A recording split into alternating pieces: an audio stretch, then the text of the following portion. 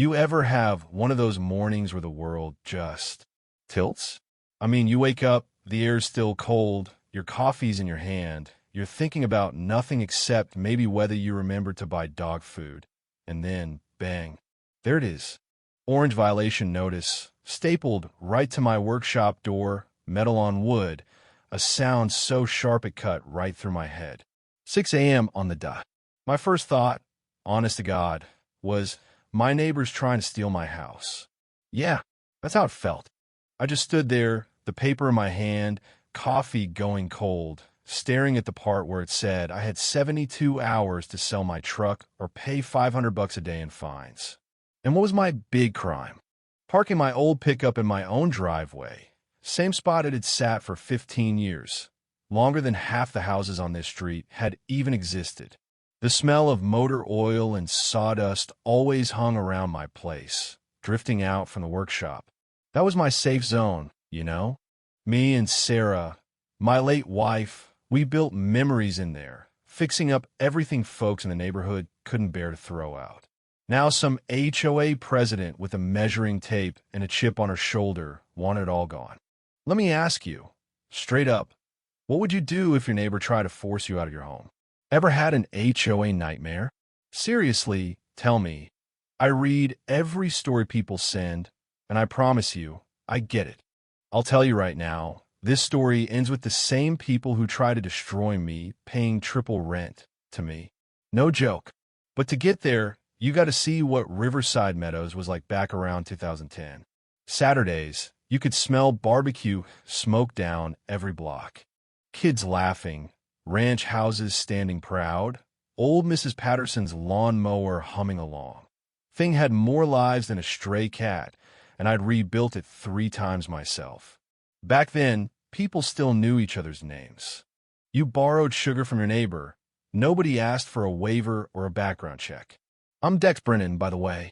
52. My hands are stained permanent grease, paint, a little garden dirt. And I got a stubborn streak that makes mules look flexible.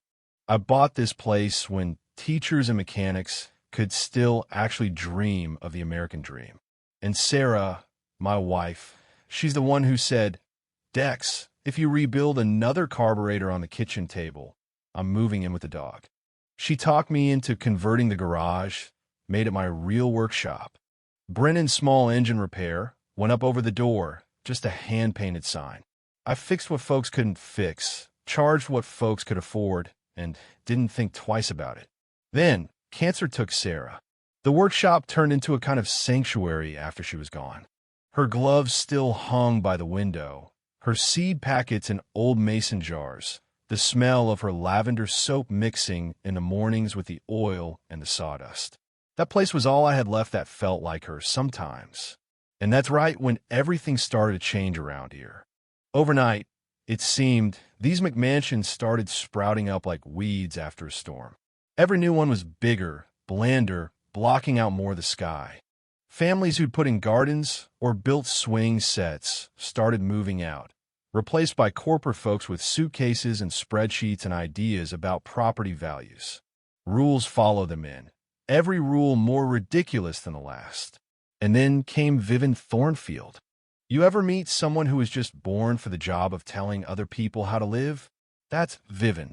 She'd spent 20 years in some corporate compliance department, chasing violations like a bloodhound on a fresh trail.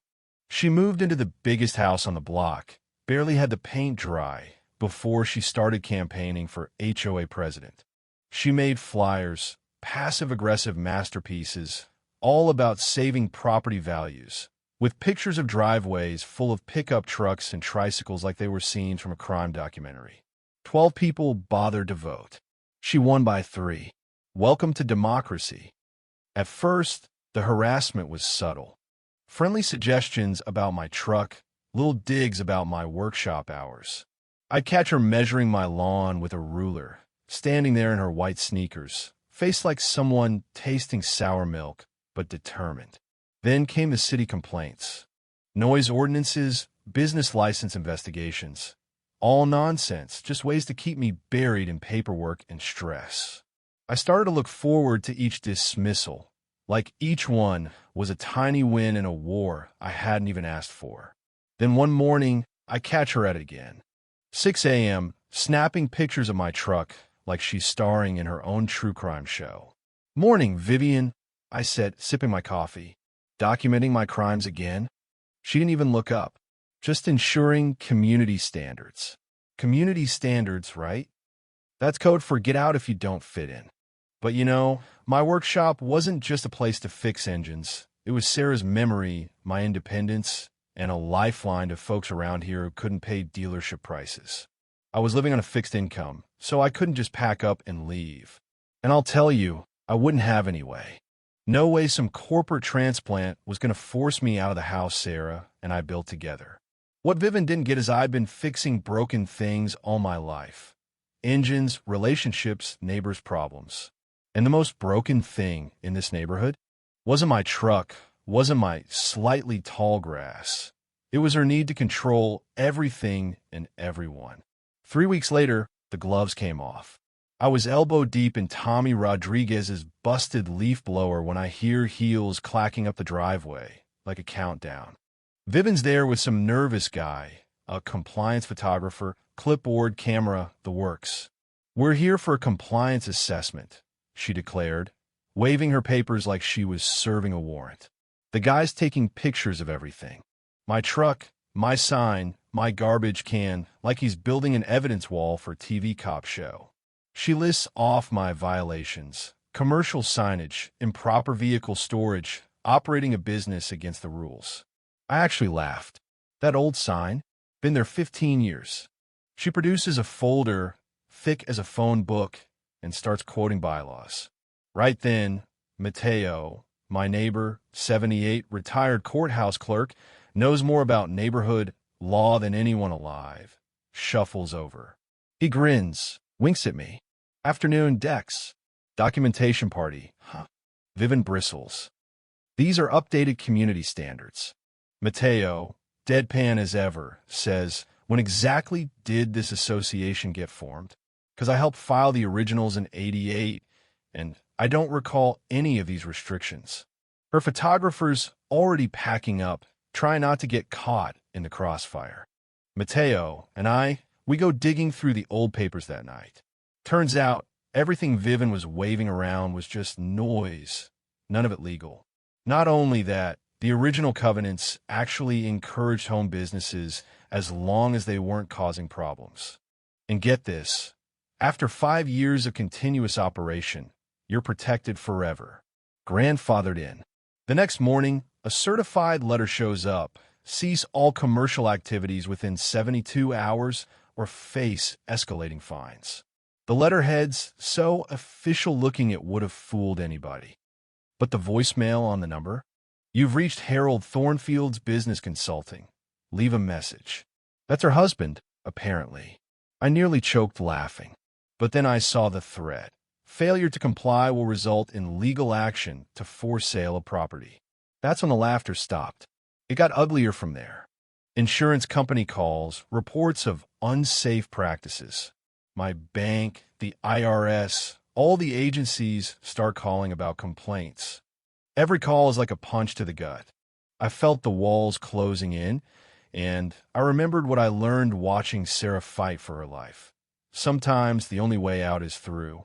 Mateo, sipping coffee across the table, said it's all a playbook. Systematic harassment to force compliance. Illegal, by the way. But legal doesn't always matter when you're getting called by the IRS. It matters more than you think, Mateo said, because she's leaving a paper trail. I started looking at their place. Harold's consulting business wasn't just a mailbox. It was a full-scale operation.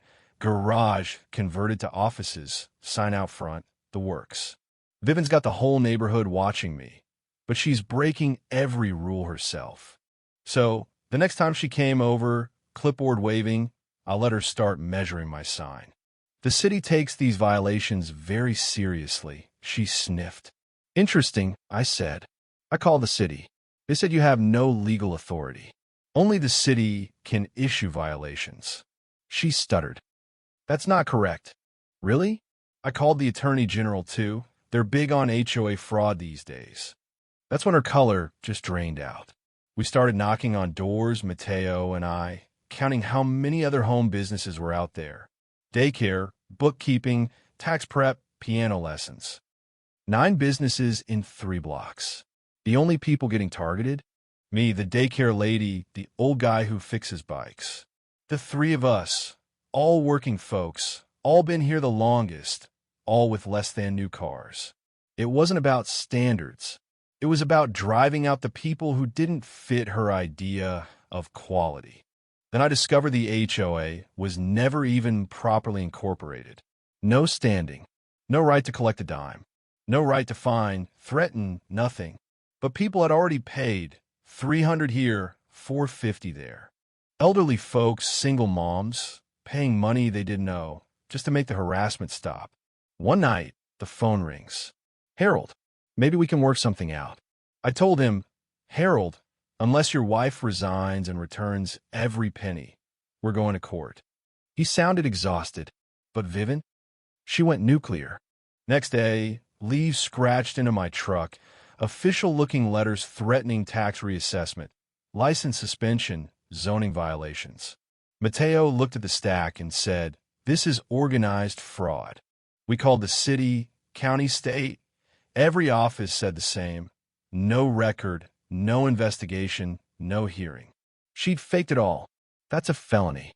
Deputy Martinez, who'd seen all this before, started checking in on me. "We're documenting a pattern of harassment," she said. The DA's interested. That's when Vivven tried to go nuclear. She tried to use some technicality about my deed, Sarah's name, to threaten my very ownership. Mateo came through, showed me paperwork, traced Vivven's history. She was a property speculator. For neighborhoods in 10 years. Every time, she'd create an HOA, drive out long-time residents, and flip the houses to developers for a fat profit. It was never about rules. It was about money. Big money. The next call from her was pure venom. "By Monday, you'll be fighting so many legal battles you'll wish you'd left." That's when I got mad. Really mad. "You crossed the line, bringing up Sarah? You want a war? You got one."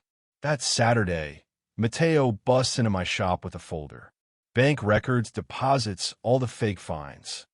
Straight into Vivven's personal account. Over $2,000. Money squeezed out of people who could barely afford groceries. She committed felonies every single day for 18 months. When we found the original covenant, still valid, still protecting home businesses, I laughed until I cried. The DA got involved. So did a local reporter. Linda, Mrs. Amelia's daughter, was home from law school. She was livid. "This is RICO territory," she said. "That means federal racketeering, the big leagues." Deputy Martinez said, "We need a confession." So I agreed to wear a wire. I walked over to Vivven's place. She tried to deny everything, then threatened to get my business shut down, not realizing she was on tape. When she said, "By tomorrow, your shop will be closed for good," I had what I needed. She retaliated by getting my shop closed with fake state paperwork, and her crew started vandalizing every house that stood up to her. But by then, we'd gotten her whole operation. 4 states, dozens of families, on paper. Organized crime, plain and simple. When the city council called an emergency meeting, the whole neighborhood showed up. Vivven tried to play the victim, but Linda had every record, every fake fine, every forged notice. The FBI got involved.